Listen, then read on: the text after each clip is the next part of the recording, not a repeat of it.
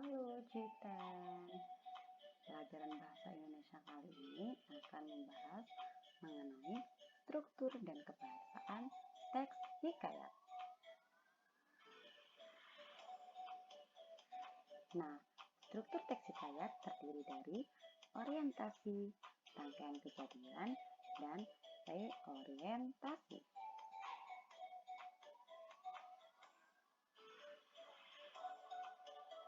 Orientasi, ia berisi informasi mengenai latar belakang kisah atau peristiwa yang akan diceritakan selanjutnya.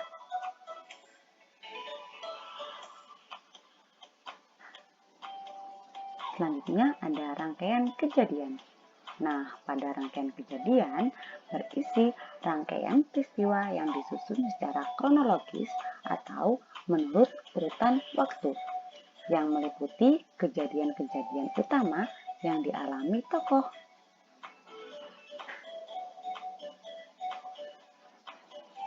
Struktur teks hikayat yang terakhir adalah reorientasi.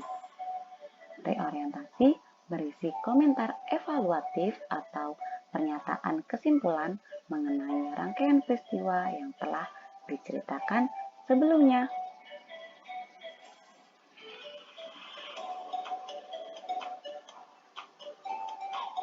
Selanjutnya kita akan membahas mengenai kebahasaan teks hikayat.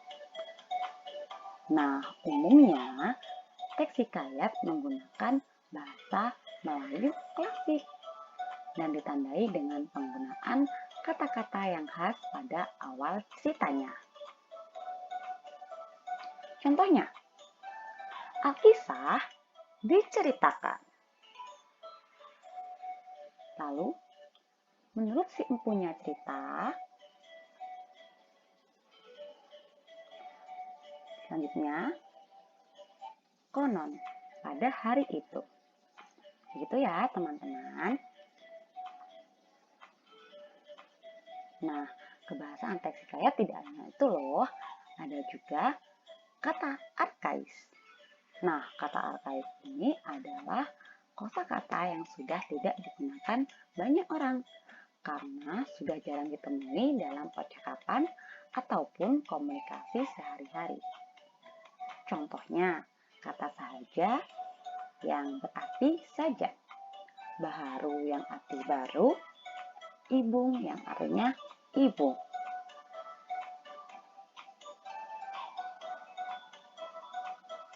Oke, kebahasaan teks hikayat selanjutnya adalah kata ganti orang pertama tunggal dan jamak. Penggunaan kata ganti ini adalah sebagai konsekuensi dari penggunaan sudut pandang orang ketiga. Kata ganti orang pertama tunggal contohnya yaitu saya dan aku. Sedangkan kata ganti orang pertama jamak contohnya adalah kita dan kami.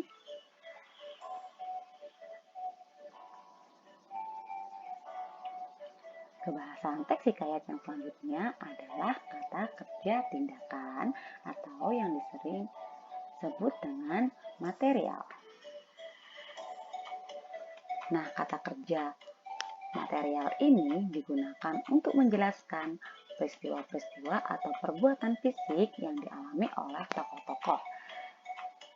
Ditandai dengan prefiks me dan ber. Contohnya, kata membela, menyerang, berjuang, berteriak, dan sebagainya.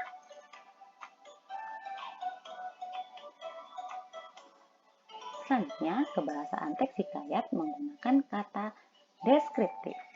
Nah, kata deskriptif ini digunakan untuk memberikan informasi secara terperinci mengenai sifat-sifat tokoh.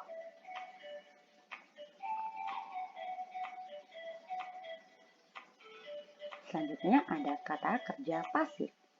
Kata kerja pasif digunakan untuk menjelaskan peristiwa yang dialami oleh tokoh sebagai subjek yang diceritakan. Kata kerja pasif ditandai dengan prefiks di dan ter. Contohnya, diberi, dikenang, terluka, terbagi, dan sebagainya.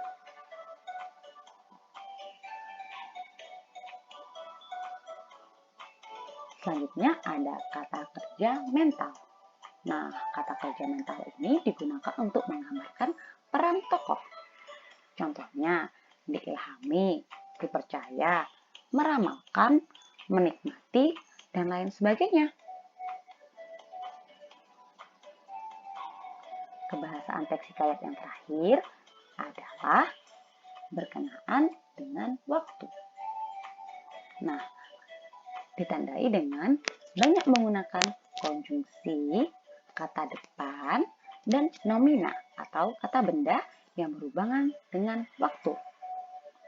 Contohnya, kemudian, tiba-tiba, saat itu, dan lain sebagainya.